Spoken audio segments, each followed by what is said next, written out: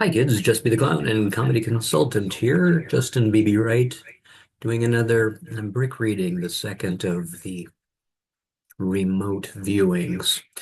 This one is also for a very good dear friend of mine, many states away. And she helped me pick the bricks. I had an assortment, and we went over which ones we thought, yes, she wanted to use, or no, she could pass on. So what was left over was actually still quite a few bricks and two minifigs. They are usually not included in the readings, in the bag of random stuff, because they lend to the too simple, easy narrative, right? You just want to copy who those people are.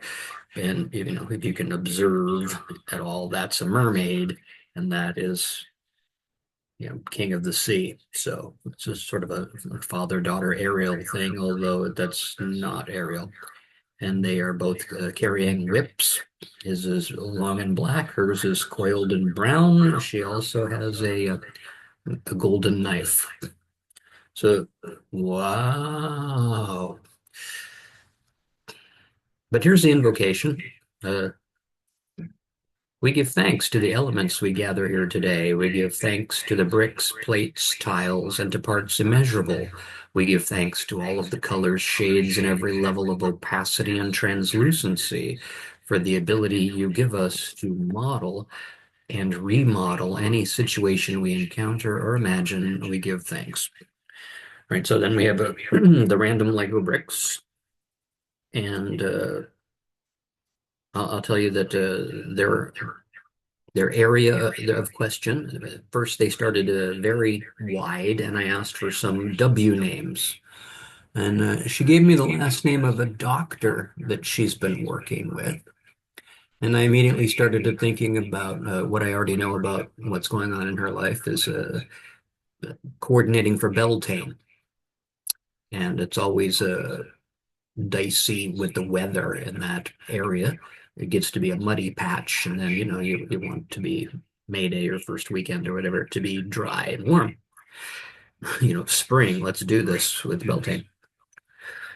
Um, and what I found her biggest piece was this bottom yellow. It's a very light canary yellow. It's very happy yellow, and it's an 8x8 plate. And I'm struck by the 8x8 with some Buddhist um, framework, I guess, thinking of Eightfold Path, etc. Uh, and this, for the longest time, was out here. I had it out here as a kind of a flag, but I realized it was about the right dimensions for the door. And it is a nice bright yellow panel. I believe like Anakin's Starfighter.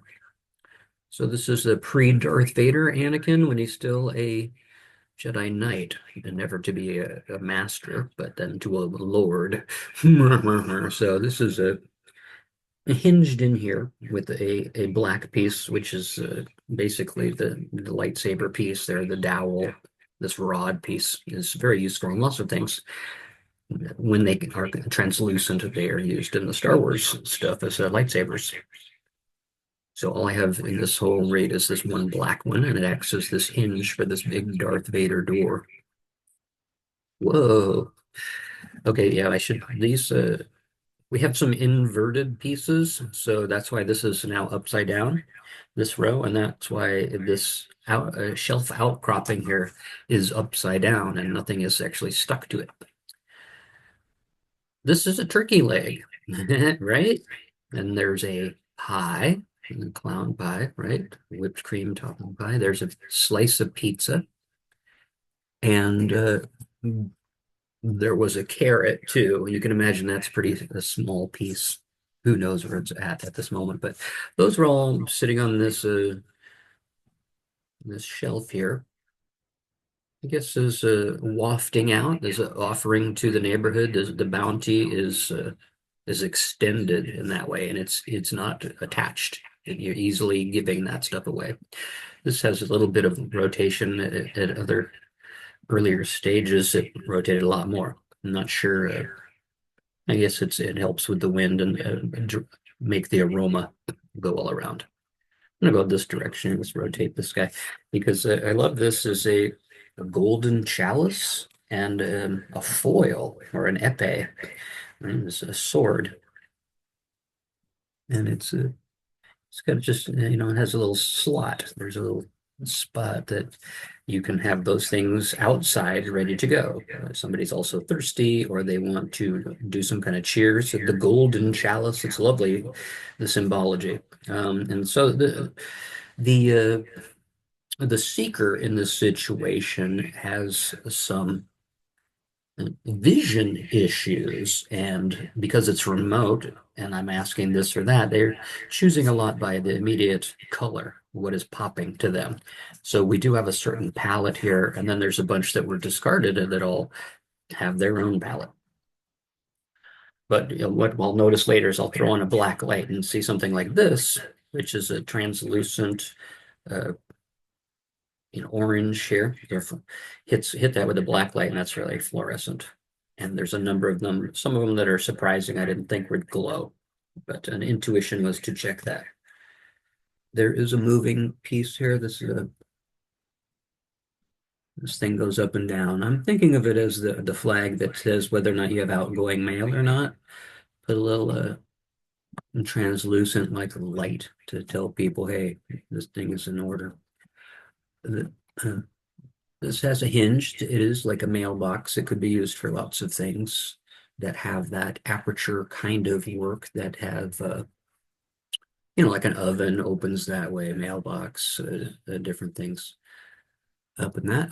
But in here, there were a couple of, to dump them out, gold pieces. And this translucent 1x2 blue with the great big stars as streaking. This is like a magical card, spell. There's something about this that it says Hogwarts or something. There you got a 30 gold and then one that is a matte finish with no numbers. So you got the bounty there. There's a hole in the back of it so the person inside can retrieve the mail. Let's just keep the money in the mailbox and put the letter from Hogwarts or whatever back in the slot. Yeah, get in there. Okay. Going around the trick of reading is to use all of the pieces, and I have failed in the sense that I also have a few more. I got some, tie-in pieces, some very uh, utilitarian, but I also have like a camera, a shovel, the food, of course, the minifigs, and this hand. This hand was attached to his big black whip. He was holding it, but the hand was still attached, like he ripped it out of somebody's arm. But it can be a glove. It doesn't go to a whole lot now, but it could go somehow better. It could be the hand on that Anakin's lightsaber piece, or whatever. We have to get to a narrative at some point with it. That's part of how you play with it, not just look at it and show off the moving parts.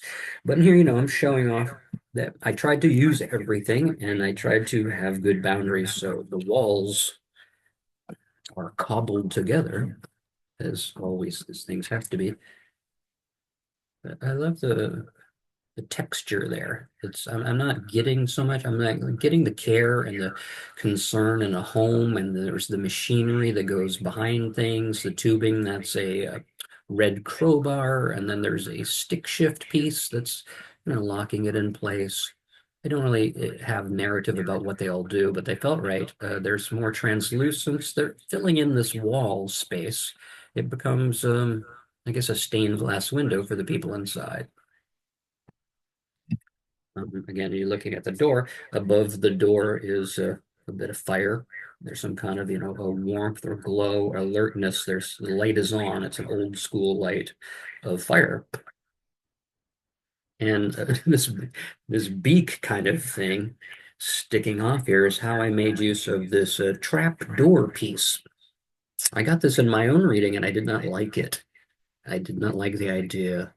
that it would fall open. I obsessed on the idea of it being a downward thing, but it can open up like so, and then it becomes, the skylight up here. So I like how that works. And then inside here we have this great blue crystal that's raised up on a 1 by green round. Oh, and on the wall, right over here, is the mirror of Erised, or whatever mirror you want to imagine. But in that lore, you only see what your heart most desires. And so the crystal is looking at itself, I guess, in this one. There are so many crystalline. I mean, her eyes are drawn to the translucent ones, as mine often are. There's so many of these ones, and they're tiles. And the meaning of the tile is there's no studs on top to attach. It's a finishing piece, smooth on one side and then receptive on the bottom. I had just the challenge is just keep finding places where they will fit in because they're mostly decorative. When you have something that needs to slide, you put a tile in that way. That'll help. That I think I can disassemble this a little bit. At least then we can look inside. Wait, let me switch the view. Why? Hello. Oh, technology. Here we go. So pay attention to this hand. Well, this one gets you nauseous, and I set it aside to use both of my hands. Oh, look at that. That's great. Now I need to use technology again. And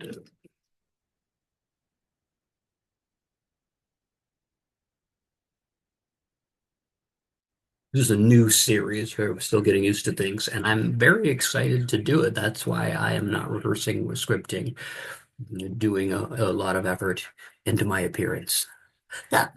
It's about the work. And so what I have here is I think I need to not disassemble it too much because I got to give the imagery here that we're working with to the seeker and get some response before we make any other radical changes. But just take off that roof so you can look better. We'll go down a few layers. There's the carrot. I told you there was carrot. There's a carrot and the stick, or rather, the two whips. This family team, the redhead. Um, depends on the lighting, which is best. But there's the mirror and the idea of so many clear and jewelly things that pop out.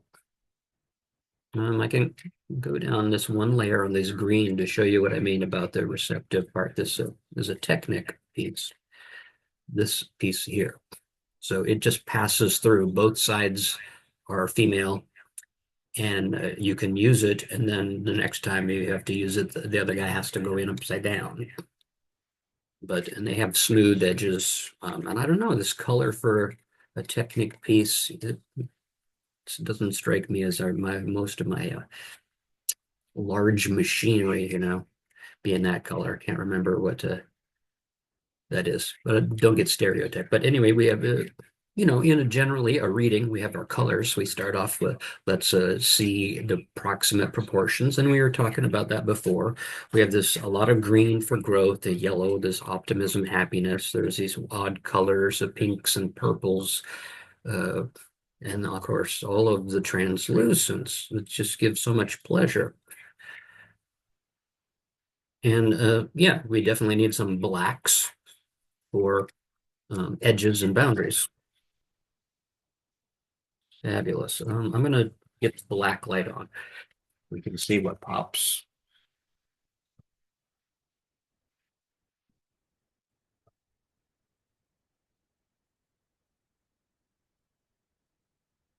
Whoa. Hey, friendos, let's lose that one. So, I mean, this has an oven red hot door there. That is amazing. That the color. What am I looking at? Oh, I'm using the light as the camera. Wrong. This is the direction, the bright fluorescent. Dig it. That blue one there, uh, regular daylight just seems like the other blues next to it, but here there's something in it that makes it really pop. Some, titanium dioxide or something. The flame, of course, is a great example of a glow. Ah. Oh yeah, so inside there's some ultra. Get a grip, Jusby. I'm getting many grips. Well, get a best boy too.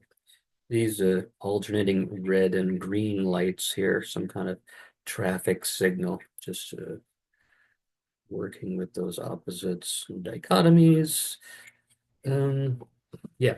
So the main thing there, the main or the first, our observation of our color palette. And we've identified a bunch of pieces, and we've talked a little bit about the situation with an eye doctor and Beltane.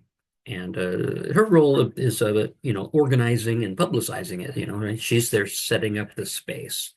So the idea of the food, the shelter, I struggle sometimes. Am I going to even have a roof? Yes, Lego makes these great things where you have a roof with some tiles and you just detach that when you want to look inside. It's great to have a little, doll house you can get into, but also the feeling that it has a roof.